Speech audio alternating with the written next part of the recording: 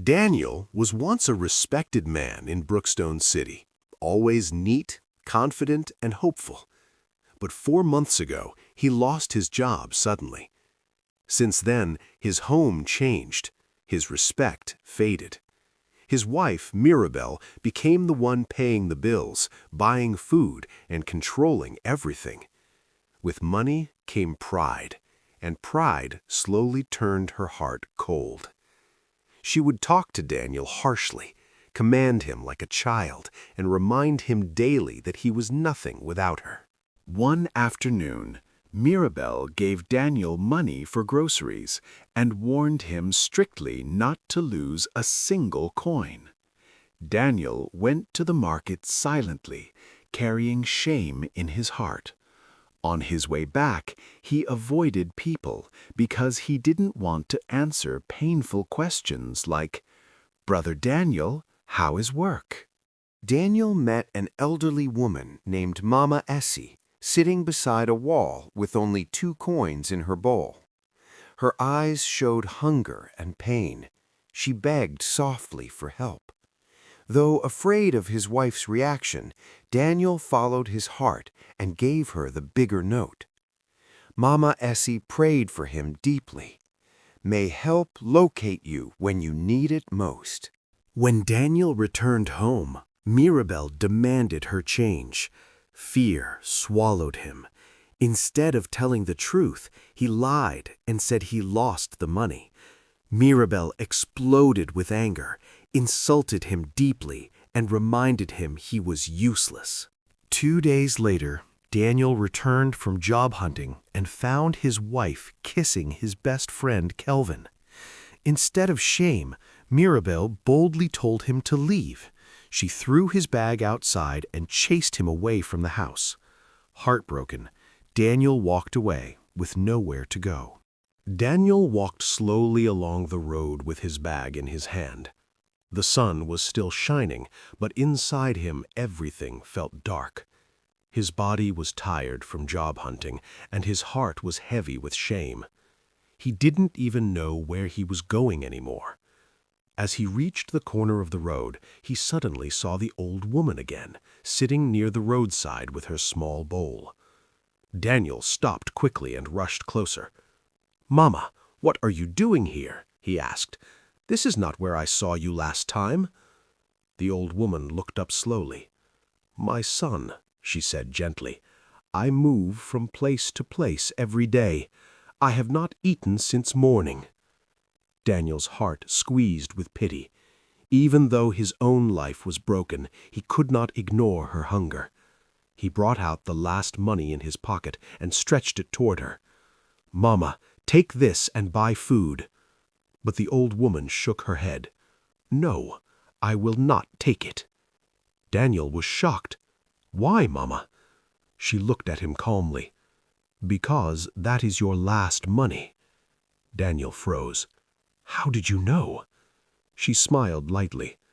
"When a man looks this sad, he is not holding plenty money."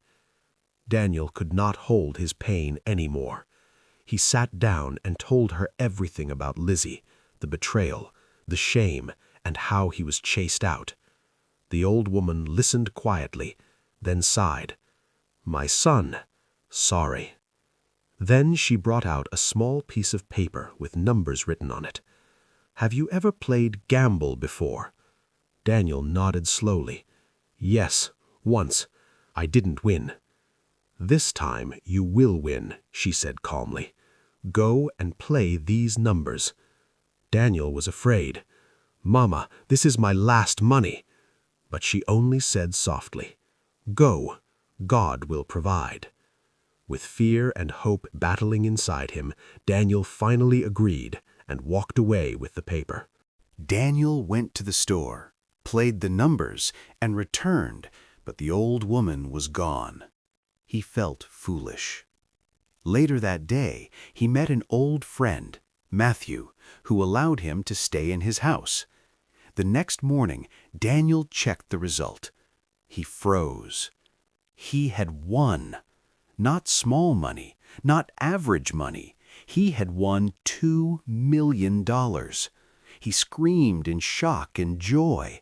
Matthew celebrated with him, but refused to play when Daniel had earlier suggested gambling. After Matthew left to buy wine, a strange voice warned Daniel, "Danger! Your friend is not happy. Run." Fear entered Daniel's body. Without thinking twice, he grabbed his bag and ran. Moments later, Matthew returned.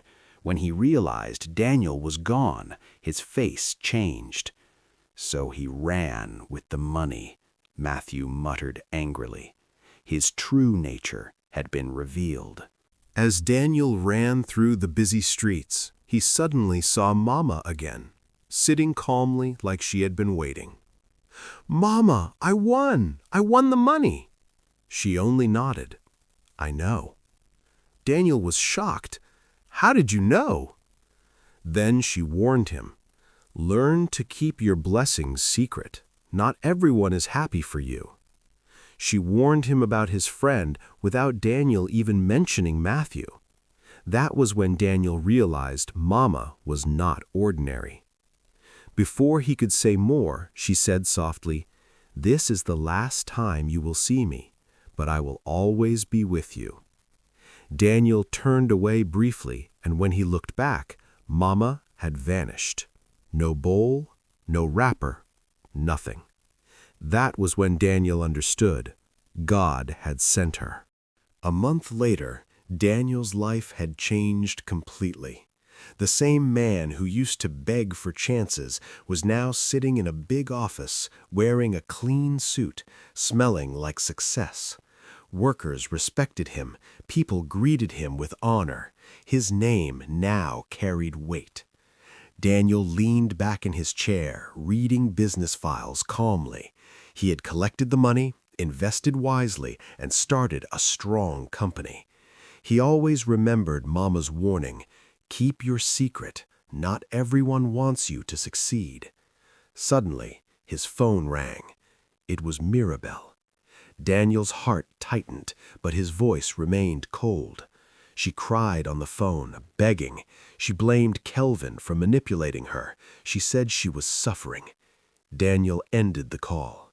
Later, at the parking lot, Mirabel appeared physically before him. She looked broken, dirty, and tired. She begged again. Daniel was angry, but pity touched his heart. Finally, he said, "You can come this weekend. We will talk. That's all." That night, the warning voice returned again. "Be careful, my son." Daniel decided in his heart, "If she brings me anything to eat, I will not touch it."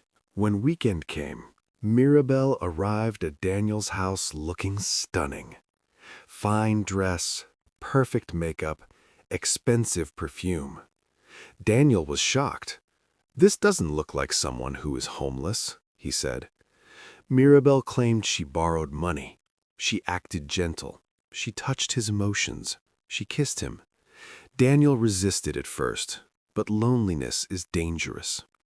Soon she started visiting often. Then she stopped visiting. She started staying. Slowly, Daniel fell again. A month later, Mirabel suggested business investment, real estate. Daniel agreed. But when the warning voice returned, Daniel became annoyed and ignored it. That was the beginning of danger. On the inspection day, Daniel felt dizzy. Mirabel insisted they go. She drove. Hours later, Daniel woke up tied near a river. Mirabel stood there with Matthew. They confessed everything. Matthew had informed Mirabel about the money.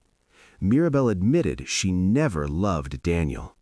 They pushed him into the river and left. But someone saw everything, a palm wine tapper.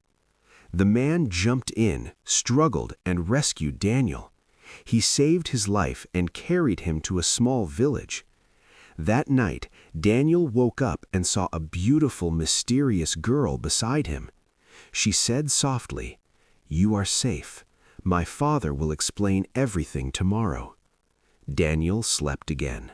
That same night, Mirabel and Matthew celebrated. They laughed. They planned to take over Daniel's company. They believed Daniel was finished, but they were wrong.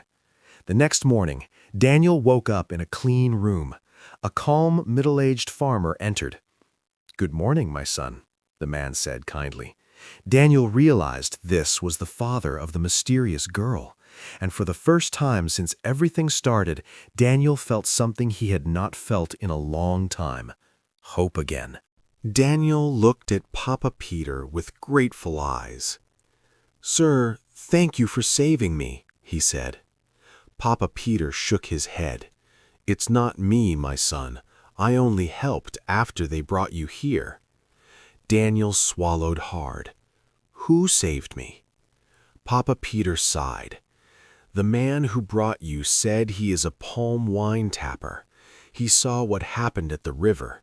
He waited because he was afraid. After they left, he came down and saved you." Daniel shook his head slowly. "So, a stranger saved me?" Papa Peter nodded. "Yes, God used him." Daniel's eyes became wet. "My own wife and my own friend did this to me. Mirabel wanted me dead. I should have listened to the voice." The door opened softly, and the beautiful young woman entered with a tray. She looked calm and gentle. Papa Peter smiled. "This is my only child. Her name is Rosemary." Daniel smiled. "You have a beautiful daughter, sir." Rosemary looked down shyly. Daniel said softly, "Thank you for taking care of me." Rosemary smiled. "You're welcome." In the city, Mirabel went to the police station, pretending to cry. "Officer, my husband is missing." The police took her statement. "We will investigate," the officer said. Mirabel cried and thanked them. But once she stepped outside, her face became cold. The tears stopped. Instead of searching for Daniel, Mirabel went straight to Daniel's company with Matthew. She announced boldly, "My husband is missing. I will take over the company." They transferred money. They signed documents. They celebrated quietly inside. Daniel's assistant confronted Mirabel. "Ma, this is wrong. Your husband is missing." Mirabel shouted angrily, "Shut up! Respect me if you want to keep your job." The assistant stepped back, shocked. But deep inside, she knew something evil was happening. That evening, the palm wine tapper entered the police station. "I want to see the DPO." He showed the DPO a video, clear evidence of Mirabel and Matthew pushing Daniel into the river. When the DPO looked up again, the man had vanished. That night, the voice returned to Daniel. "My son, hurry. Go back to the city. Save your company." Daniel woke up shaking. "Tomorrow I will go back," he whispered.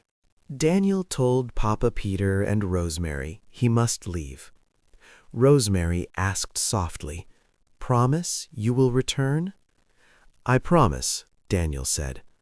Before leaving, he added quietly, "I love you. You will be my wife." Rosemary stood frozen, heart racing. Daniel arrived at the police station. "I am Daniel," the man declared missing. The DPO stood in shock. Daniel explained everything. The DPO confirmed they already had video evidence. Mirabel and Matthew were arrested. The evidence was clear. They were sentenced to life imprisonment. Later, Daniel returned to the village. Rosemary ran and hugged him. "I want to marry your daughter," Daniel told Papa Peter. Rosemary said yes.